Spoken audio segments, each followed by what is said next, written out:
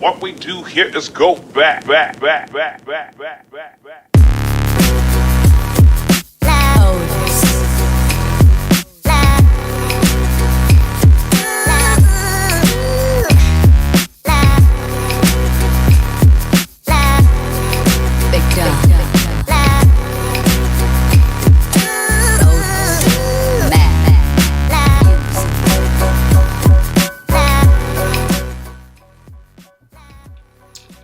Hey, Zach.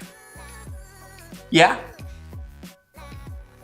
None of that funny youth blog stuff this week, okay? Okay. Yeah, no. I get it. Enough of that.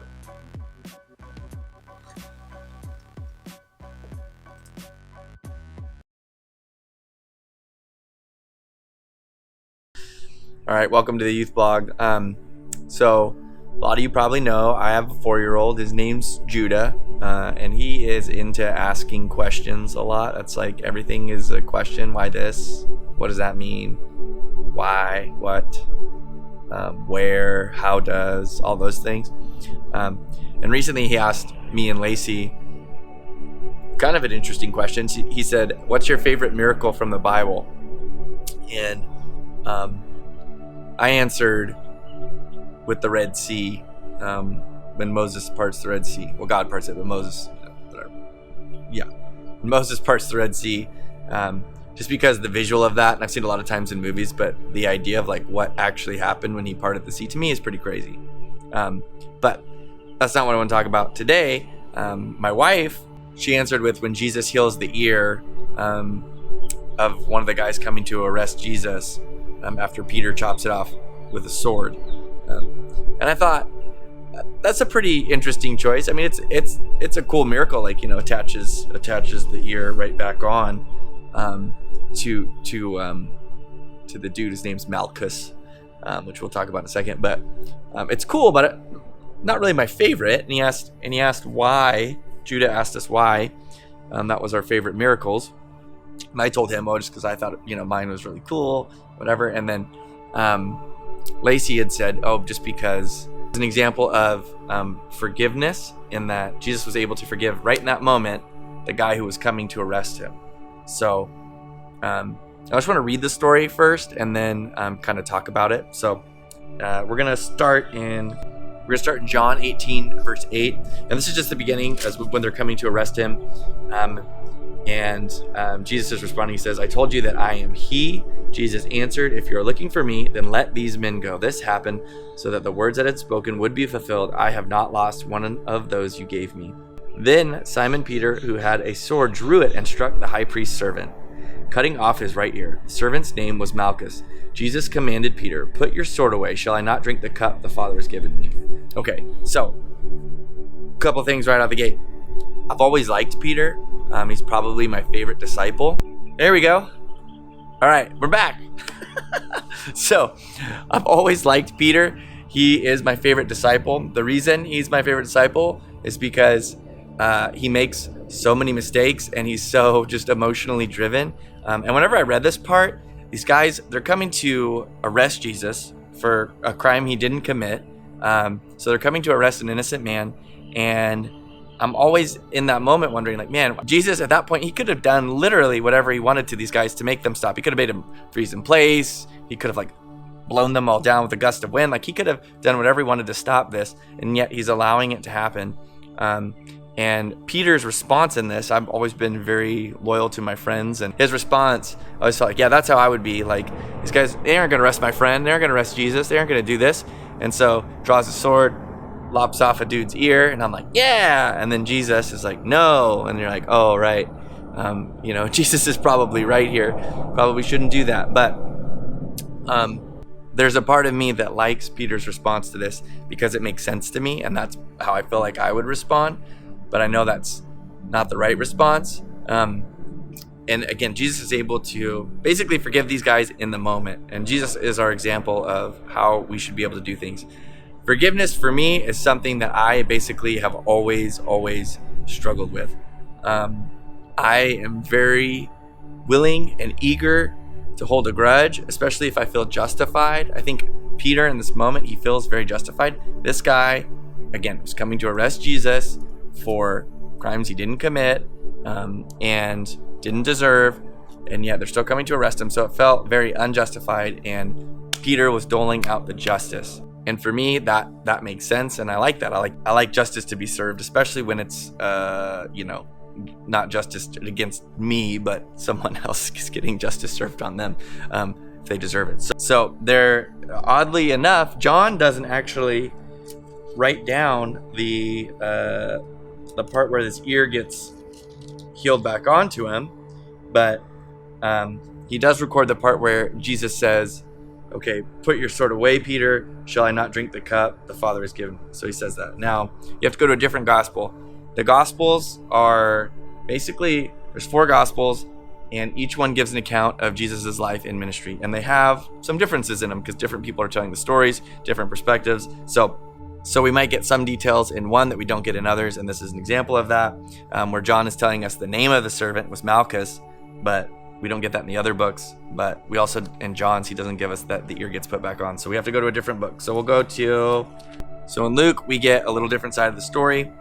We don't get Peter's name, but we do get that he healed the ear. And it says in Luke chapter 22, verse 49, when Jesus' followers saw what was going to happen, they said, Lord, should we strike with our swords? And one of them struck the servant of the high priest, cutting off his right ear. But Jesus answered, no more of this. And he touched the man's ear and healed him. Okay, so now we get basically to why this is, one, that it's a miracle. He's putting the ear back on. So Jesus grabs his ear and puts it back on this guy. And 2, why it's my wife's favorite. Oh, it's windy, sorry. And why it's my wife's favorite miracle is that Jesus' ability to forgive in the moment. So these guys, again, I like to put myself in the shoes of Jesus at this point and be like, well, what would I do? If I was Peter, I know what I would have done. I probably would have done that. And if I was Jesus, which obviously I'm not, but I'd be like, yeah, Peter, get him, But that's not what Jesus does. Jesus tells him to stop.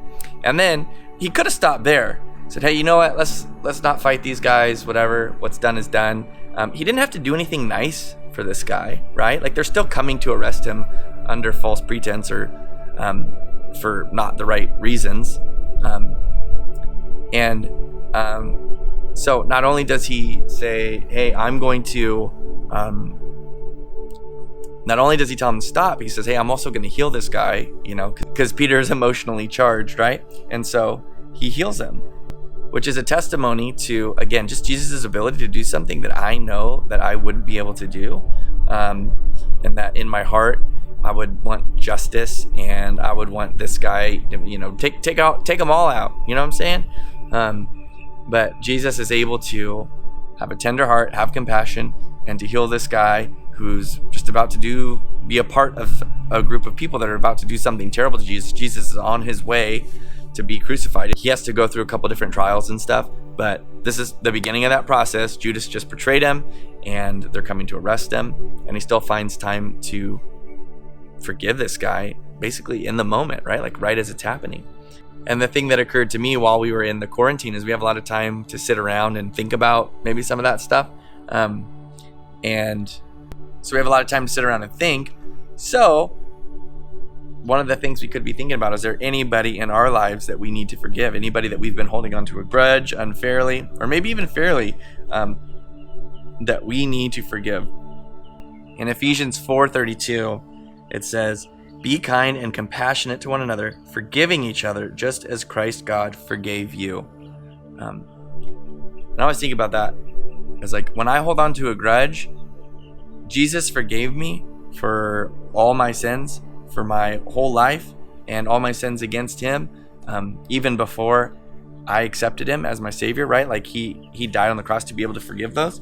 And yet somehow I still find the ability, even though I've been forgiven for all this stuff, that I can't forgive, some person around me because they did something that I didn't like. So really, this lesson is on forgiveness and our ability to forgive, and sort of like the Bible says right there in Ephesians, we should be able to forgive people because Christ forgave us. and how good of a job are we doing at forgiving people? And there's probably people that you can think of that you are justified in not forgiving, that don't deserve your forgiveness and all that. But again, Jesus as our example, none of us deserve to be forgiven for what we've done, but he still does it. And so I want you to think about, okay, is there family members, friends, somebody at school, whoever it is, siblings, random people that you need to forgive, and do that. Take it before the Lord and pray about it and forgive those people. And if you can, let those people know that you forgive them. And depending on the situation, sometimes that could be really an awkward conversation, because a lot of times I don't think we let people know that we're mad at them and we forgave them, because a lot of times we don't let people know that we are mad at them and that we were in a place where we needed to forgive them. But I would encourage you, if you can, try to have those conversations with people, and forgive them. And yeah, in that way we can be more like Christ. And it's a good discipline to start now, because again, as you get older, if you are not focused on the right things as you go through life, and you focus on how something affects you or injustices towards you, and things are centered around your relationship with Christ, it can be very easy to hold onto a grudge and not forgive people, and put people in a box if they don't deserve forgiveness from us or from God, however that works for you. So I want you to talk in your group. Is forgiveness easy or hard for you? Is there anybody in your life that you need to forgive? And how can you work on being more forgiving? There you go. All right. Hope you guys are having a great week. I think we'll be meeting sort of soon. So that's good news. And I will talk to you guys soon. All right. Bye. Oh, yeah. You can text me, call me if you need anything. Okay. Bye.